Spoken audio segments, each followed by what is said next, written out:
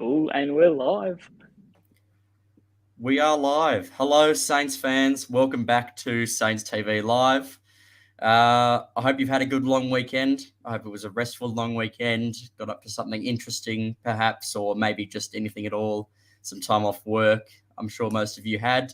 Max, how are you doing? How was your long weekend? Not so restful, I can't say. Had a basketball tournament on all weekend. And then, uni doesn't get the long weekend. I'm not sure if it's the same for you, but I know it was just a normal week as usual. Yeah, well, technically I got a long weekend because no classes on Monday, but I had a fair amount of work to do. Fair amount of uni work to do. So just before we get into it, guys, just a quick plug for Saints TV tipping comp. I think Jake's posted the link somewhere, and I'm sure it's all around the Saints TV channel. I'm sure you can find it. $10 entry, bunch of weekly prizes to win from. A winner, a prize for the leader at halfway, and obviously a prize at the end. Yeah, weekly prizes and a wooden spoon for the person who finishes in last place. So should be exciting. I think some of the money goes obviously towards the prizes, but some to charity as well. I think it's the Matty Rewalt Foundation, which is a great cause and something to get around. Absolutely agree. Also, be fun to see who tips the Saints each week and who doesn't support their own club. I think that's going to be the head hardest thing. versus heart situation. Yeah, Exactly. Yeah. Do you just sort of cop it, you reckon, and go, however many wins we get is how many tips right you get? Look, I don't know. For the past couple of years, I've been tipping the Saints, mostly except in games where it's looking like a complete blowout, a complete favourite to the opposition. Yeah. I'm not going to judge anyone based on who they tip, whether they tip the Saints or not. That's a call for you to make. But other people can see who you've tipped in the Saints TV tipping comp. Yeah, exactly right. We'll just make fun of those who don't support the Saints. Sorry? We'll just make fun of those who don't support the Saints. Oh, as in tipping them each week. Yeah, it's in tipping them each week. Yeah, I'm sure some people cop a little bit of slack, but who knows? Maybe those people will end up towards the top half of the comp if they don't tip St Kilda each week. Or maybe they won't. Who knows? Yeah. So we're just going to jump into some discussion of recent St Kilda media talk. We've been mentioned a fair bit, surprisingly, in the media recently. Max, there was something about Lenny Hayes that you saw that caught your attention? Yeah, just something real positive coming out of the coaching staff. Lenny Hayes, the Saints, posted it to their Instagram. Lenny Hayes is just really impressed with all the young guns that we've sort of got surrounding the club right now. He says it's a good foundation, something I think, and I'll quote, I've got it here in front of me. Our youngsters are the sort of guys you can build a nucleus around. We're starting to create a really strong and driven culture. Yes, exactly. That's post I was looking at just then. Yeah. I think he's spot on. And I think if you've got Lenny Hayes rating the young guys, saying that he's seeing something there, that's really, really exciting signs for the club. Because, you think 20 years ago, that was him walking down at Linden Street. So, no, if he sees it, I believe him 100%. Yep, totally agree. It's always good to, have an assistant coach show faith in the young guys. How are you feeling for Sunday's game? Nervous, excited, more excited than nervous just because it's the 150th year. Excited that footy's back. Excited to go to the game down at Marvel. Looking forward to it. I'm not too concerned about winning or losing right now. Just ready for it to come back. How about you? All the above. All the nervous excitement. Like you said, definitely more excited than nervous. Just really looking forward to getting some footy back. I'm itching to even watch Richmond Carlton tomorrow night. So I think that speaks volumes about how much I'm missing Saints footy, just footy in general, but in particular, watching the boys run out each week. Unfortunately, I won't be there as I'm still interstate, but I'm sure Max will be there, and go up and if you recognise him, go up and say hi. I'm sure he'd be up for a chat, wouldn't you, Max? Yeah, yeah, more than happy to have a chat to Saints fans. Always good talking Saints footy. All right. Well, let's talk a bit about our opposition. Obviously, Fremantle 440 on Sunday. Last time we lost by 41 points. Yep. How do we beat Freo? Um, Look, I think it's going to be ridiculously hard in the rucks, and I think I said that last week. Mm. It's sort of hopefully the game's not lost, but I definitely think the game can be won from the ruck situation. I know Ross Lyon was talking today about potentially playing Tom Campbell for the first few rounds whilst we get our tall stocks back. But yeah, Freo have got one of the best ruck stocks in the game. You know, you think Sean Darcy, top 5 ruck, and then Luke Jackson, who's probably the best secondary ruck. I think if we can sort of get a hold of them in the ruck, get our midfielders the first touch of the footy more times than not, then that's how we're going to really put them on the back foot, at least early on in the game. Yep, I tend to agree. I think that midfield, that last point about the midfield is really important. I remember in the game that we played them around 17, the last time that we played them, Zach Jones and Brad Crouch and Seb Ross were having a field day in the middle. I think we won like the centre clearance count 9-1 in the first quarter. Dominated the first half, but couldn't translate on the scoreboard. So getting those midfield clearance, getting our hands on the ball is really important. The other thing I wanted to touch on, we know Rory Lobb obviously departed Fremantle to the Bulldogs. Yep. How big of an impact do you think that will have on the Dockers? Obviously, we didn't have Dougal in that game. We had Derard Joyce on marking Rory Lobb, and we actually didn't have Dougal the last time we played Fremantle either. So how do you think the loss of Rory Lobb is going to impact Freo's chances? That really helps us, I think, because and they've also lost Lloyd Meek, who was sort of their third tall or their rising tall. That was not always in their best 22, but nevertheless. Them having talls leave the side, so it's really just Matt Taberner and the resting ruck. Nat Fyfe will be down there, but I'm sure Wilkie's going to be a good matchup for him. I think it really helps us. The smaller their forward line is, I think that only can benefit us. Really give Webster a chance, maybe Paddo, our small defenders or medium, smaller size defenders to really, really have a good game. It's sort of that rests on them now. Dougal and Wilkie can only do as much as they can and battle as well, taking the tolls. But yeah, I think only less tall forwards in their forward line means it's a little bit more even playing ground for us. Yep, I reckon that's a really good point right there.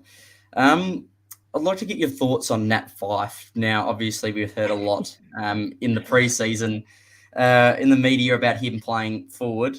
Last time he spent the first half in the forward line, wasn't as effective. And Longmuir went and put him in the midfield in the second half. Suddenly, everything turned around for the Dockers. Mm-hmm. Do you think Fyfe spends the full game in the forward line, or do you think Longmuir makes a move like last time and puts him in the midfield and obviously tries to hurt us a little bit in that area? Yeah, I definitely don't think he plays 100% time forward. They'll try and play him maybe as a deep lying forward like they do for Paddy Cripps when he's resting down there, bring him up the ground a little bit, playing high half forward, and then if it's really getting spicy, then they'll throw him in the midfield or experiment otherwise. But I don't think I don't think he's the biggest problem we've got coming into the weekend, just because I trust Wilkie as a one-on-one defender. Mm-hmm. And I trust that he can lock down guys that are maybe bigger than him, maybe stronger than him.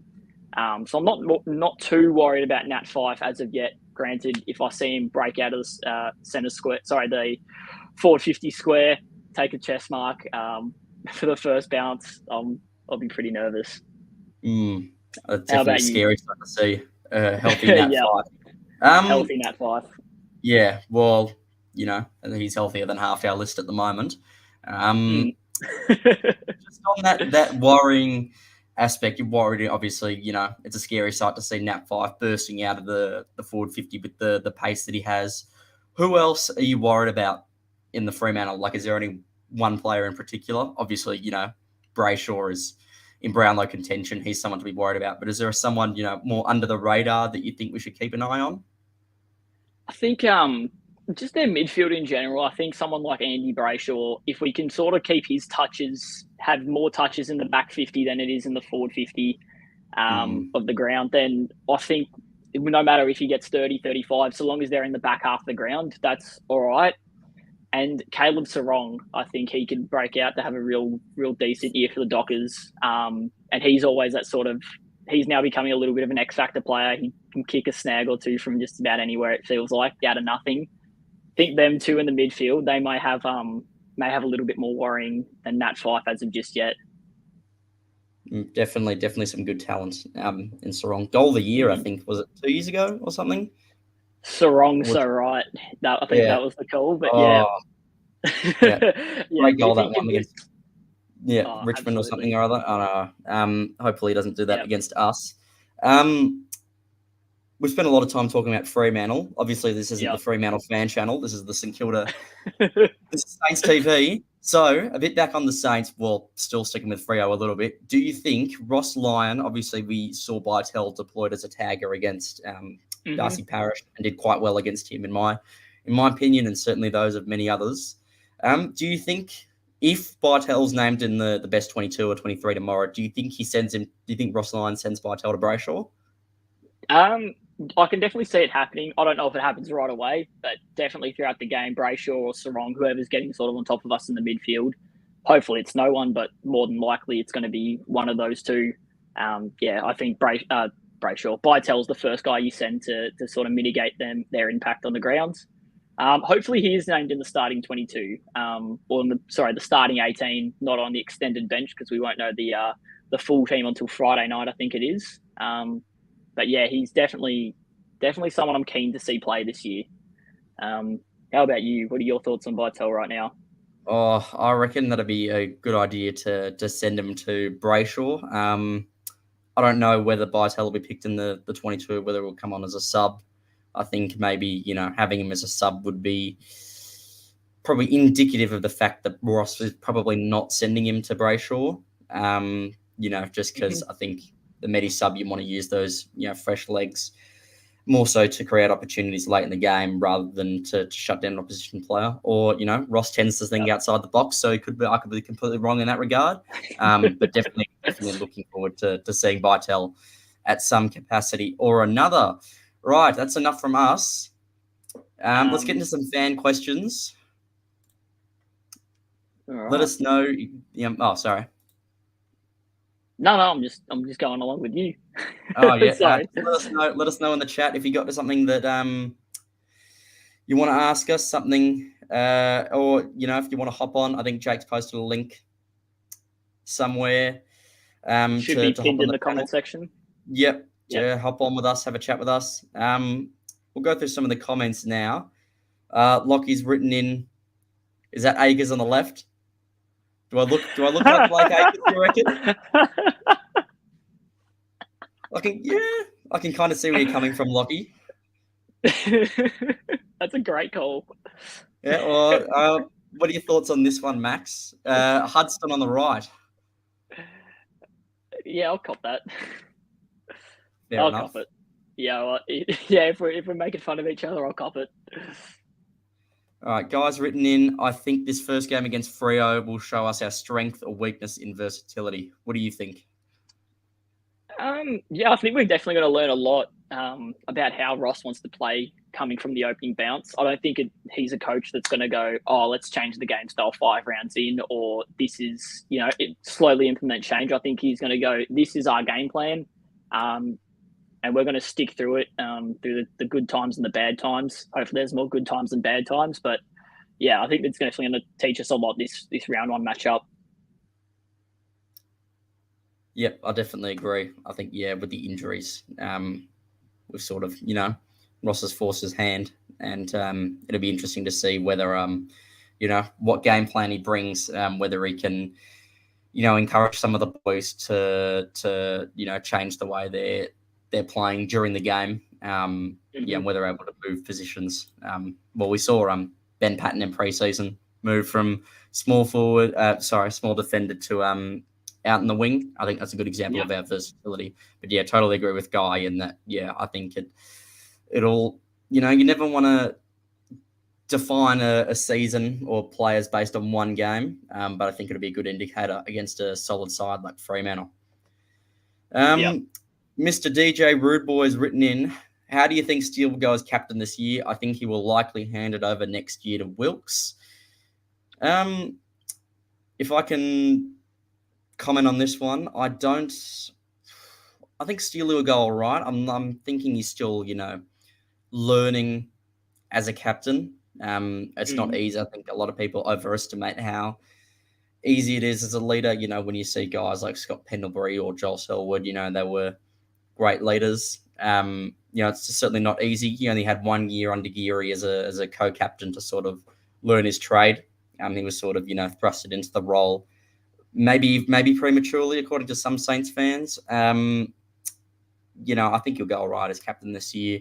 I think it's probably a bit early for him to hand it over to Wilkes, but I do think Callum Wilkie is a good choice as vice captain. Max, what do you reckon? No, I definitely agree. It's a learning curve. As you just said, some of the best captains in the game. You've seen Nat Fyfe hand it off to whoever's captaining Freo this year. I think I don't know. I think it's way too early to speak on whether he'll go all right or bad. But I think having Wilkie, as you said, perfect vice captain. He looks like he's just a born leader.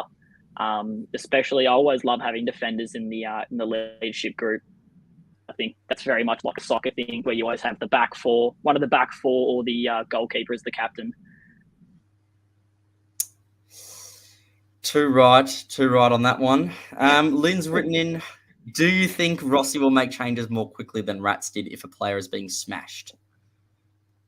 Yes. Yes. Yeah. Lynn, is the sky blue? Yeah, I think it's pretty straightforward. Yeah. Todd, where are our goals coming from? Ooh. In keeping with the theme of sarcasm, hopefully our forward line. Where are our goals coming from? I think Kamenides probably a big chance to start in round 1. You reckon?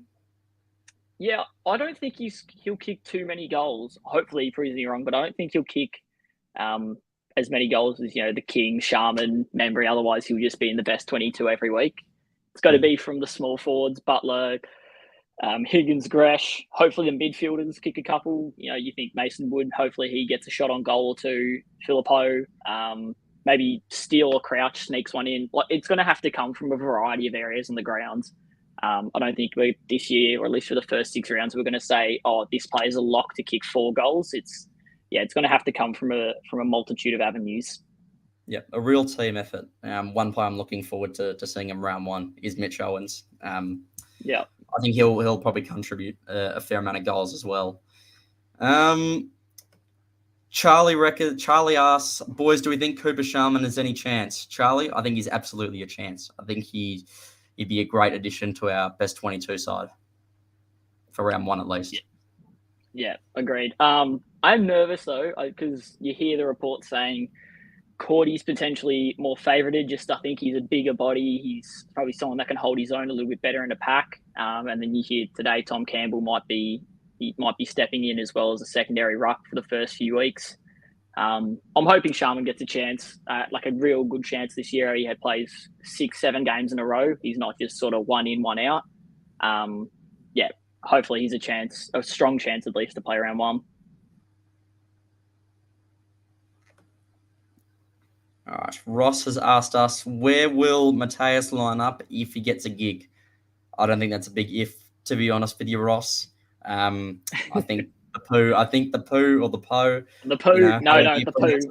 Is it the poo? We're sticking with no. It's the po, but we're sticking with the poo, like Winnie the Pooh. All right, we'll go with Winnie the Pooh and not like any other kinds of poo. Where will he line up if he gets a gig? I think he will get a gig first and foremost, but I think I think has to start in the half forward line, doesn't he? You have to kind of earn your trade in the midfield. Like Winhager, it took him 17, 18 games to work his way into that centre. Now, granted, Marcus. He's fantastic. Different players, different styles, but the same can be said. Like that midfield, Hunter Clark's only like just breaking into it now, isn't he? After 5 years, so I think he'll line up at half forward. I don't see him at half back, to be honest. I think that's more Wangani Malera's spot if Ross was to put him somewhere and move Brad Hill back to the wing. But I think the poo is going to line up at half forward. Maxi, what are your thoughts on the poo, where he lines up? Yep.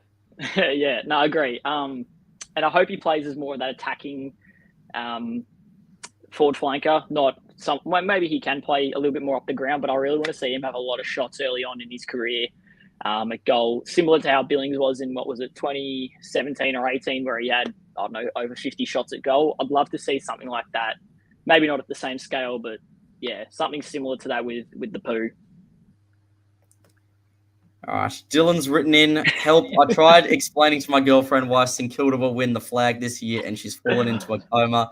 What should I do? Dylan, mate, I don't know how to answer this question, to be perfectly honest with you. I've got it. Send her to St Kilda Hospital, which seem to have a lot of injuries down there. Maybe the doctors will know what to do with her. I think us winning the flag this year might be a bit of a stretch, but Dylan, you never know, mate. You never know. Tim Wilcox, funny guy. Thoughts on Rui moving to the US? How are our three father sons going to develop now? I'm gutted. I think if you follow him, Tim, on Instagram, Rui's put out a couple of posts, or at least a couple of his Instagram stories. He's got like a little makeshift, like, the little Auskicker goals, the little mini ones out for his three kids. They're still very much playing AFL. And I think just generally, like, a lot of guys picked up AFL late in their years, like 15, 16, most guys. Some guys in the AFL played cricket or basketball for most of their careers. Look at Marcus Windhager, for example. So I think doing something like, playing American, gridiron, like any sort of fitness is good and helps build up their strength. So, obviously Rui moved for family reasons to the US, and good on him. Turned down big money at Channel 7 and Fox. Max, what do you think of the prospect of three Rewalts in Saints colours in future? Look, I think I've said it 1,000 times. That's your full forward, that's your ruck, and that's your full back, and then Lenny Hayes' three boys are the midfielders. Like, we're destined to win 5 flags in 18 years' time. But hopefully we think about now and we win a few in between now and when Rui and Hayes' kids and sort of that 09-10 crop of babies come through. All right, Lockie's written in again. Lockie getting excited. Rui's three sons are playing in the NFL. Next comment, please. Yeah, all right, like we just touched on before. I think they'll end up playing in the AFL. Yep. Milky Way, Saints are proper cooked this year. You're entitled to your opinion, mate. We'll leave that one at that. It looks like we've got Spencer looking to join the stream. Oh. Spencer, how you going, mate? Welcome to the stream.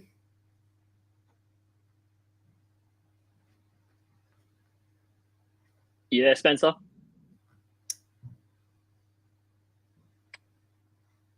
Looks like we don't have much from Spencer at the moment.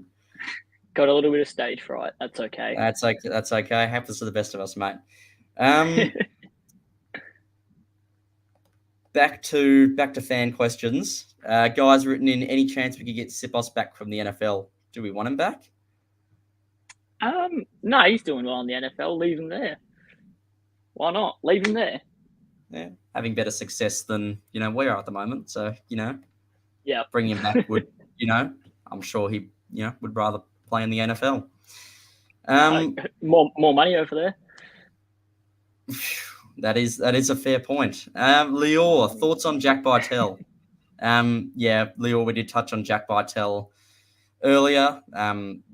Hopefully, I think we both were excited for him to break into our best 23 this year. Yeah. Just reading through some of the comments.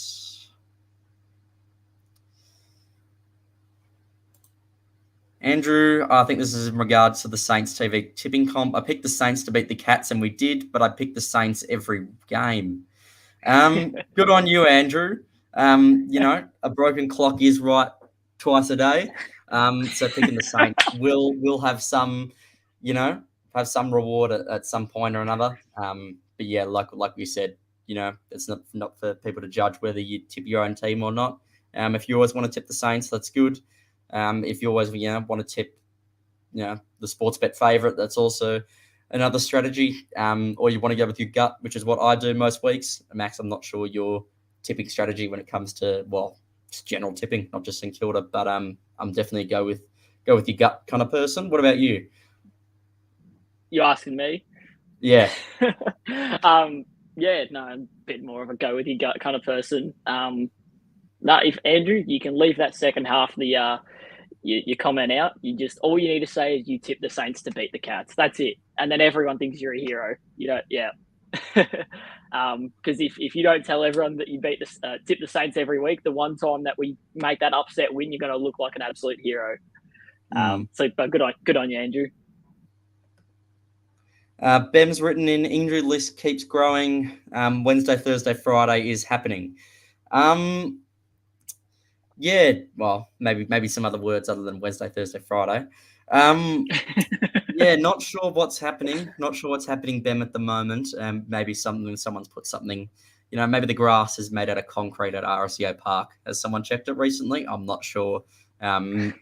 Is it something to do with the boots? I'm not sure. I know the boys touched on it in the podcast. Who knows, really? Is it bad luck of the draw, do you reckon, Max? What do you reckon's going on? I think as the boys touched on in the podcast, it's a lot of calves. It's thankfully not a lot of knees. It's mainly feet and calves. I'm no doctor. I'm no sports scientist. I've got no clue if that's because if it's too much running or if I don't know what the hell's going on. But yeah, a bit in is it Bem? Is that how you? Bem. I believe it is. Yeah. Bem. All right, I'm rocking with Bem. No, I don't think we've got many answers for your question either. Unfortunately, the list keeps growing, but that only presents more opportunities for the people that would otherwise not be getting games consistently, which is equally as exciting because we get to see what Ross Lyon can do with a few magnets loose on the board. Yeah, I agree. You got to take a glass half full approach because, taking a glass half empty approach is, well... You're going to be pretty thirsty. There you go. Moving on, Tim, again. Big contributions from you tonight, Tim. What are your biggest what-ifs for the Saints, excluding Milne's bounce or better weather in 09? I don't know. That's a good question, Tim. Definitely Milne's bounce is definitely the biggest what-if. There's a YouTuber called Jagger Skillbeck who did a big, quite a good video, actually, on the 2010 Grand Final. Definitely recommend watching that. Biggest what-if? Max, what's your biggest what-if anything springs to mind? Look, one off the bat instantly is what if we drafted Bontempelli over Billings? Yeah. I think that's a huge what-if. That's a big what-if. I think probably the 04-05 season or 03-04 season, whichever one, we got knocked out by Port. Garrett kicked his 100 goals. What could have happened if we knock off Port? Do we go on to win the grand final that year? I'm not sure. But I think for me it's drafting. What if we drafted Bont over Billings? What do we sort of look like now?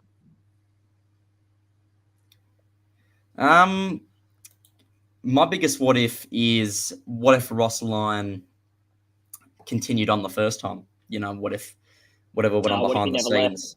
And what if he never left? Yeah, that's right. I reckon obviously we had a fair amount of exit, like the likes of Brendan Goddard and Nick Del Santo deferring to Essendon and North Melbourne respectively. Had they stuck around for a couple more years, obviously close to retirement age as that whole group was, maybe could have contended for finals. Maybe we'd still be in entering our only first rebuilding phase at the moment. Instead of, a second or third over the last 10 years or so. But, definitely something to think about. I think you touched on the main ones with, drafting the Bont over Billings. I think you can make a case for a lot of, Saints draft picks. What if we drafted Norton over either Hunter Clark or Nick Caulfield? But, that the Bontempelli pick, the non-pick, rather, the Milne bounce, the weather in 09, and definitely us... the fans storming the field after the G-Train's 100th goal and that prelim against Port, which is ironically probably what lost us the game. in the end. But yeah, well, yeah. Guy, 2009 grand final beat Geelong. Schneider gets held. Umpire sees, says play on. Geelong kick winning goal. Yeah, definitely a big Yeah. what if there, Guy. That Yeah. reminds me actually, the Hawkins Oh, hitting the post. That would have been a good one. oh no, I was thinking, what if what is it, the Gary Ablett? No, the Matthew Scarlett toe kick to Yeah, Gary Ablett, Topo. wasn't that in the? Yeah, Yeah. What happens if that just goes under his boot? We go the other way, kick a goal. That's another one.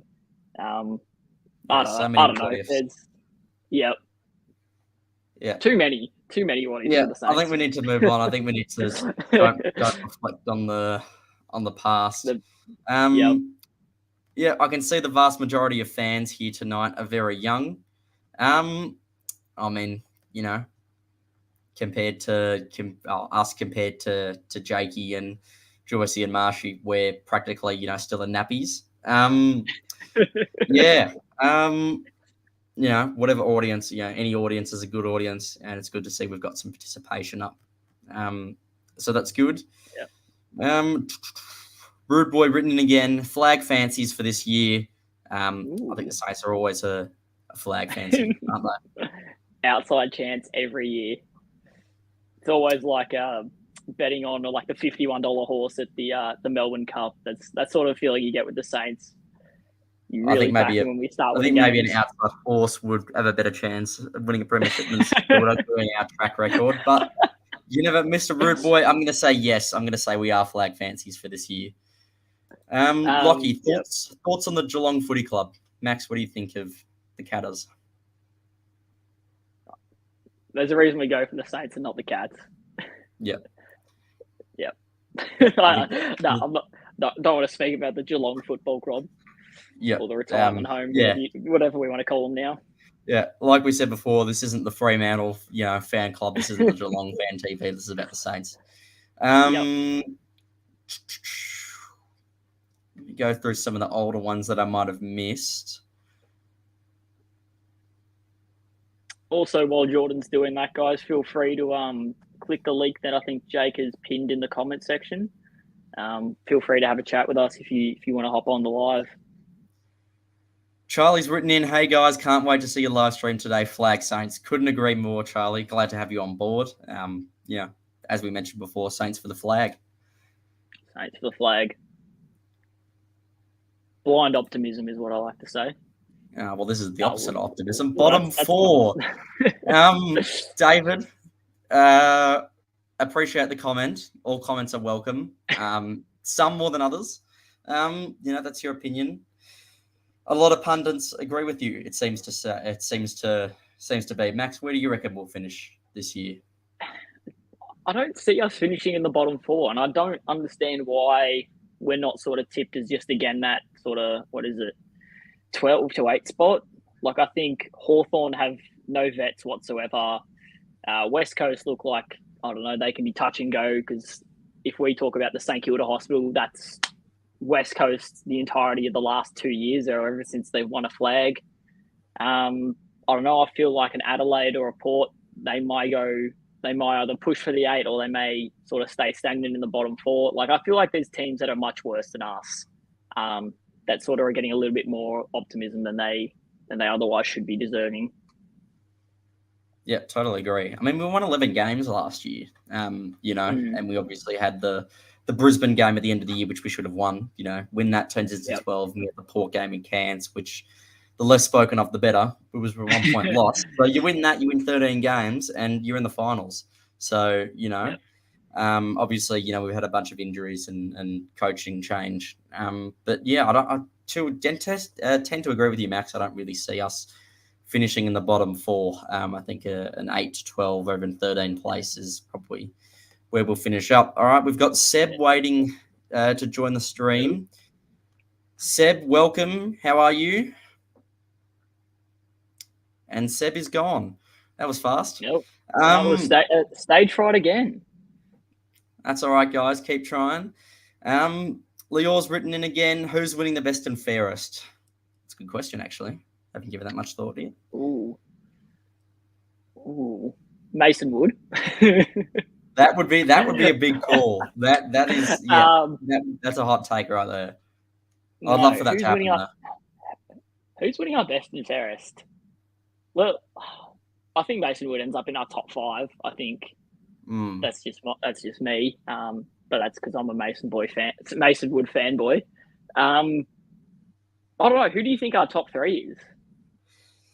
I'm going to go absolutely incredibly boring and in no particular order, Steele, Sinclair, and Wilkie. I think that's the tandem at the moment.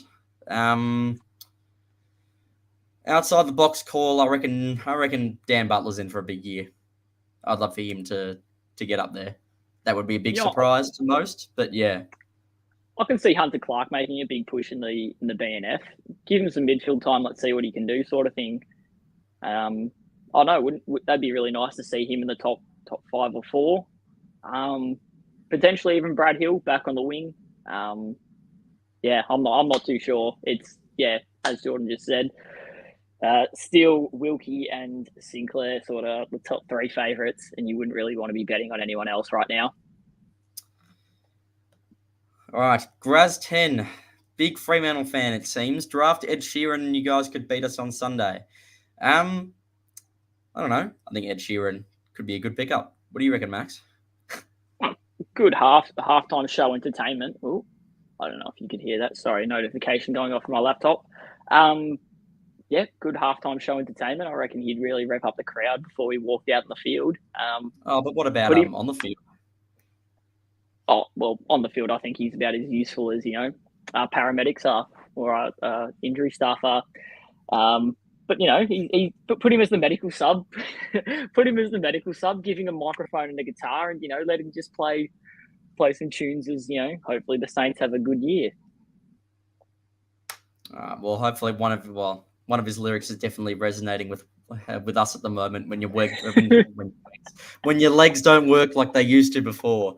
So maybe the less spoken about Ed Sheeran, the better. Ebony's asking predicted crowd attendance for round 3 at our 150th anniversary game. What did the Dons get? Like 85, 90,000? Good question, and Ebony, by the way. Great question. Yeah, the Dons got a lot for a team that was really struggling. I think we're sitting 2 rows away from each other, I think, for round 3, aren't we, Jordan? Yeah, and that was just social distancing. I think that was just dumb luck that we're both in the queue waiting for our membership ticket. So look, if it's sold out, it feels like it's sold out pretty quickly. So hopefully it's high 80s. I know it only comes around once in a lifetime, unless you're around for the 200th, but who knows by that stage, get around to the 150th. Hopefully it's a packed out crowd.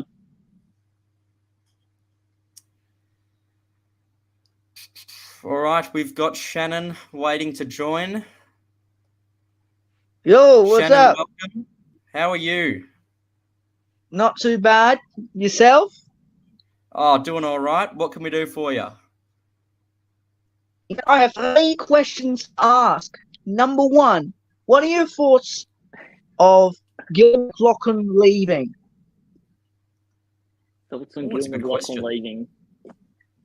Gillian McLaughlin leaving. Thoughts, right? Yeah, I don't have any thoughts on him right now. Just because, do we know who's taking over? That's still undecided, isn't it? We're not sure. We might have to wait and see until the gather round. I think they've narrowed it down to Travis Old, Brendan Gale, and somebody else. I can't remember, but yeah. I don't know, Shannon. That's a good question, though. Number two. Who do you think is going to win the flag this year? St Kilda. The Saints. No, real question, real answer. That's a real one. I don't know. For me, I've got either Brisbane, Geelong, or Melbourne to win the flag. It's kind of a 50-50. But I reckon Melbourne or Brisbane or even Geelong might get the flag, but we'll have to wait and see until the finals. Yeah, agreed. Yeah, I think even you could, Shannon, I think you could even sneak in Richmond. I think they've got I might flag throw in a bit of DNA. Richmond too, because of the three-peat, the dynasty, 2017, 19, and 2020, just like Brisbane and Hawthorn. Got Yeah, they've definitely reinforcements in Taranto and Hopper. Yeah, they're great players who we would have loved to have. And last question, Shannon. All right, so last question is, who do you think's going to win the Coleman, the Brownlow, and the Rising Star this year? So the Pooh's winning Rising Star. For sure. That's an easy one. Round 1, he kicks 5 goals like Nick Martin and whoever else it was last year. For me, it's either Harry Sheasel or Will Ashcroft for the Rising Star for me, but I think Will Ashcroft's got what it takes to take down the other competitors. I reckon he'll just get a lot of game time and he'll get all the votes and try and beat the other competitors. For the Brownlow, I think it's either Chuck Miller or the Bond to get, because you never know who's going to win it, but I think Chuck Miller's going to get it done, because if he were to win the Brownlow, he's going to have a lot of games played and he's going to poll a lot of votes. I think he'll get like 32 votes, and I reckon he'll get the job done. And for my Coleman, well, now down to 3 players who will win it. Tom Lynch from the Tigers, Jeremy Cameron from the Catters, and I think Max King from the Saints. Max King's injured, so I can't pick him.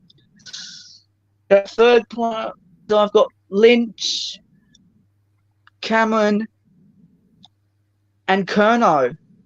But I'm going to go Jeremy Cameron, since Jeremy Cameron let me down last time. So I'm going to go Jeremy Cameron to get the Coleman. I reckon he'll kick 60 to 65 goals this season.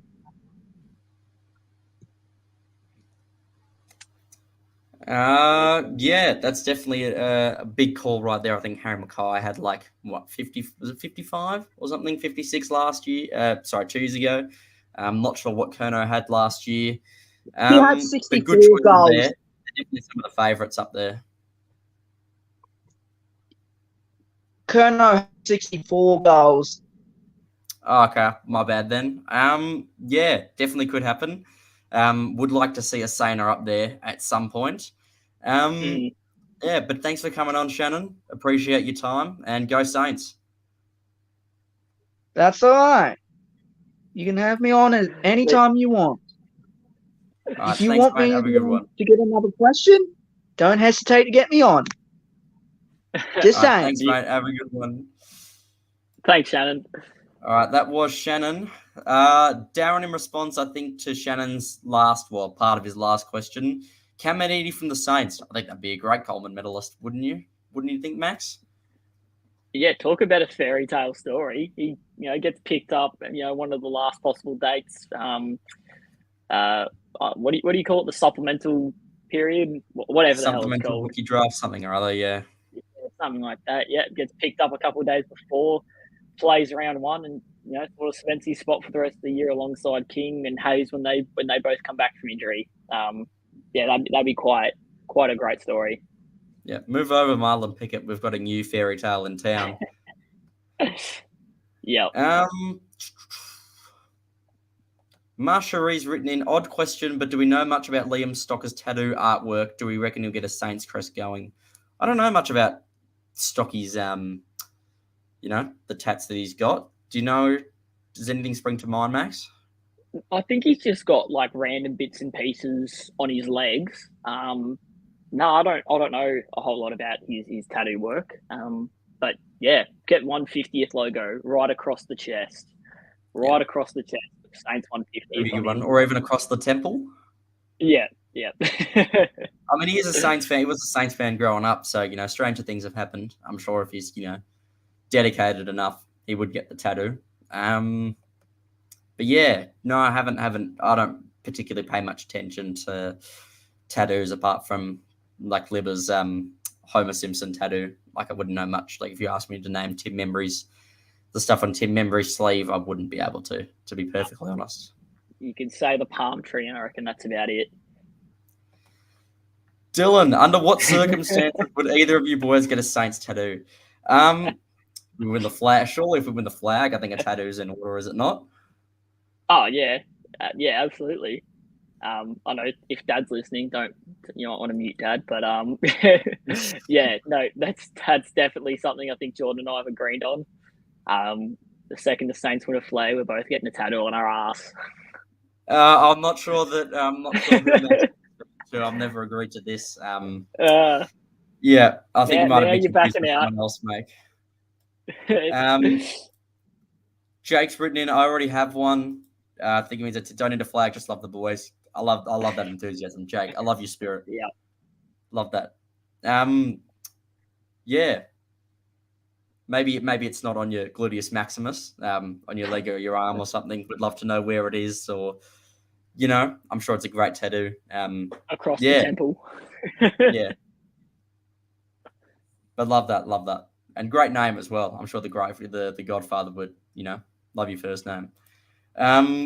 Guy Thomas, how is Dan McKenzie, Caulfield, Battle, and Sinclair going? I think about half those guys are injured, aren't they?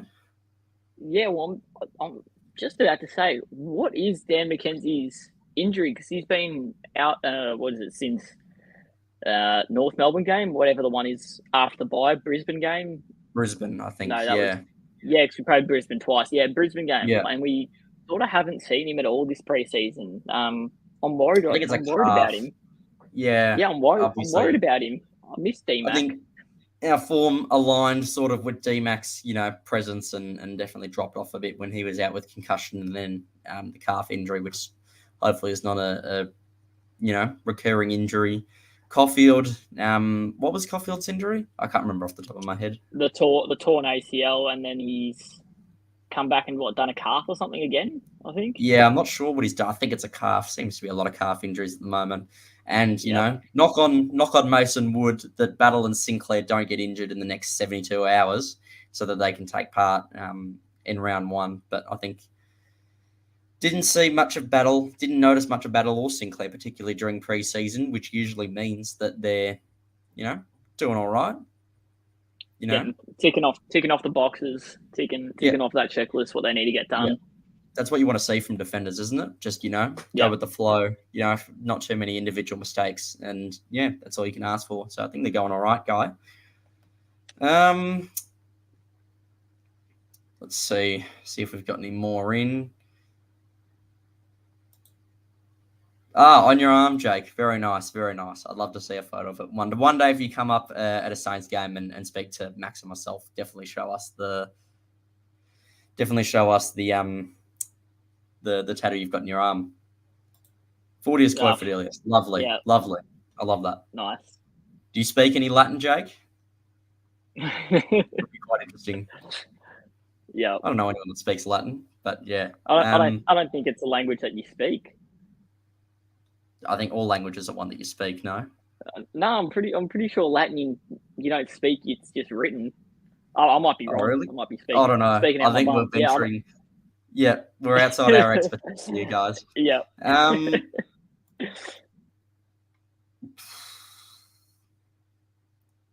Like Lockie's comment. Before I leave, I just want to say I love you, Blake Acres. Yeah, thanks, Lockie. Appreciate that. Couple of stuff on Latin. Yeah, guys, we might wrap it up there if there's no more questions. If you got any more questions, anything at all you want to ask about the Saints or about us. We might.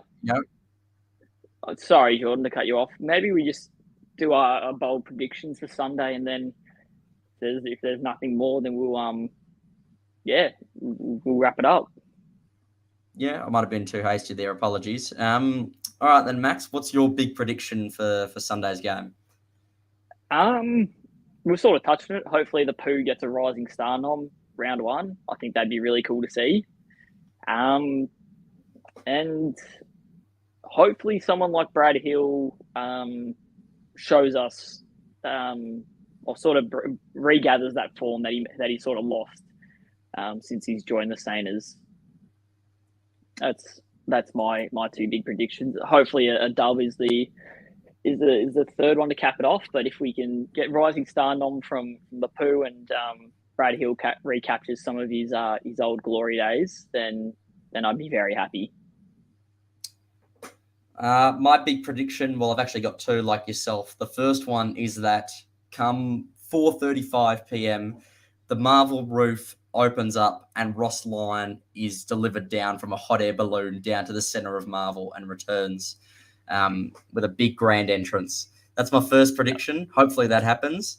And the second one isn't really game related, but I predict that we'll get at least 35,000 fans in the arena. That should be really important to add as an extra, like the guy said in the podcast, add as an extra player. And, Lord knows we need it right now.